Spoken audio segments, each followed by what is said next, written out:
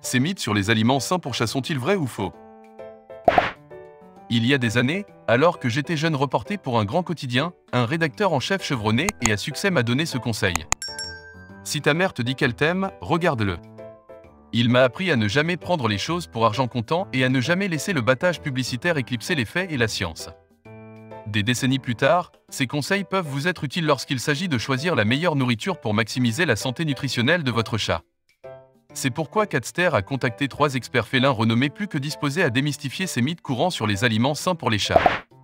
1. Vrai ou faux, les aliments secs sont meilleurs pour les dents des chats que les aliments en conserve. Un chat noir mange de la nourriture sèche. C'est un mythe pur et simple. Ce qui est bon pour les dents de chat, c'est de chasser et de tuer les souris.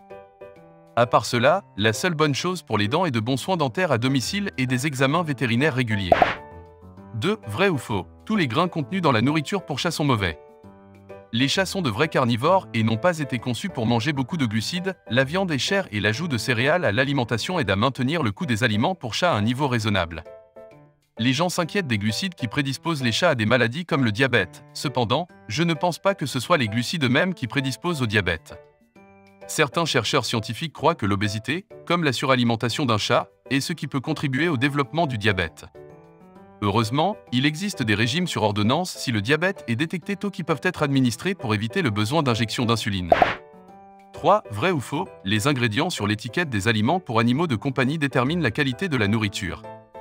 Les animaux ont besoin de nutriments, pas d'ingrédients. Ce qui détermine le résultat chez l'animal, c'est la présence de tous les nutriments nécessaires en quantité appropriée et en bon équilibre. Il n'y a aucun moyen de savoir à partir de la liste des ingrédients la composition nutritionnelle, la source, la qualité ou la consistance des ingrédients. 4. Vrai ou faux, certains chats ressentiront une fatigue des moustaches et auront du mal à manger dans des bols qui ne sont ni larges ni peu profonds. Il n'y a absolument aucune donnée pour étayer cette affirmation. Les moustaches sont en fait des vibrisses qui sont des organes sensoriels très sensibles qui aident les chats à détecter des choses comme le mouvement de l'air et la proximité d'obstacles. Un chercheur scientifique pense que tout changement d'appétit est un développement très important chez un chat et doit faire l'objet d'une enquête approfondie. Emmenez votre chat chez le vétérinaire s'il arrête de manger, ne présumez pas que c'est la gamelle. 5. Vrai ou faux, les probiotiques ne sont pas efficaces. La recherche a clairement indiqué que les probiotiques peuvent provoquer un changement positif dans la population bactérienne intestinale lorsque des bactéries pathogènes envahissent le tractus gastro-intestinal. De nombreuses études ont été menées pour évaluer l'impact des probiotiques chez les chiens et les chats en bonne santé, et un grand nombre de ces études ont montré des effets positifs. Comment cela se traduit par des animaux malades est encore inconnu. 6. Vrai ou faux, les chats n'ont pas besoin de boire beaucoup d'eau. Les chats sont des animaux du désert, certains chercheurs scientifiques expliquent. Ils acquièrent l'abondance d'humidité dont ils ont besoin en tuant et en mangeant des souris qui contiennent 60 à 70% d'eau. Lorsque nous avons commencé à leur donner des aliments pratiquement sans humidité, nourriture sèche, ils n'étaient pas du tout préparés à l'ajustement. Si nous suivons une alimentation sèche, nous devons encourager la consommation d'eau pour la compenser. Fournir plusieurs emplacements et types de sources d'eau et prêter attention à ce que nos chats préfèrent est essentiel pour leur santé. 7. Vrai ou faux, la nourriture pour chats de haute qualité est toujours chère. De nombreuses marques effectuent de nombreuses recherches.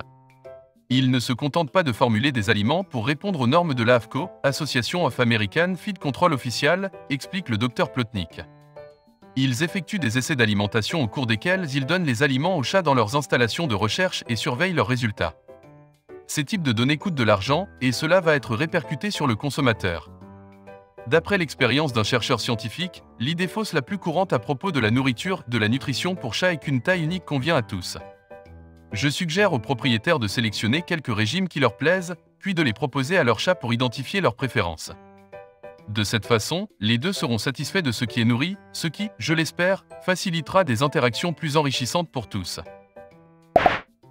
Avant de commencer à regarder la vidéo, n'oubliez pas de vous abonner à notre chaîne. Vous pouvez nous soutenir en vous abonnant à notre chaîne et en aimant notre vidéo, et être informé de nos nouvelles vidéos.